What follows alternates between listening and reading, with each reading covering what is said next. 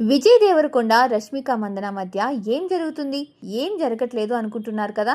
ఏది జరగకపోతే వాళ్ళిద్దరి పేర్లతో సోషల్ మీడియా ఆ స్థాయిలో షేక్ అవ్వదు కదా. మరి అది ఎందుకు, దానికి కారణం ఏమిటో చూద్దామా.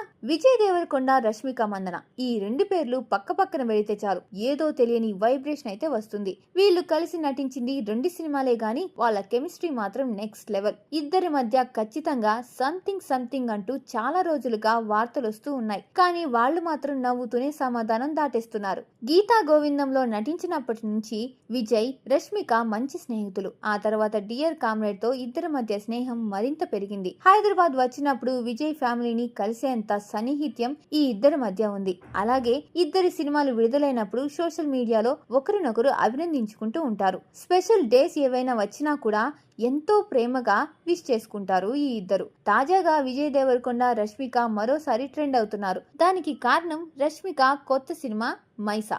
ఈ చిత్ర ఫస్ట్ లుక్ ను తన సోషల్ మీడియాలో పోస్ట్ చేశారు విజయ్. అంతేకాదు రష్మిక నటిస్తున్న గర్ల్ ఫ్రెండ్ సినిమాకు వాయిస్ కూడా ఇచ్చారు విజయ్. మొత్తానికి తమ మధ్య ఏం లేదని చెప్పట్లేదు, కానీ ఏదో ఉందని కూడా చెప్పుకోవట్లేదు వీళ్ళు. చిన్న సైజ్ దాగుడు మూతలు ఆడుతున్నారు.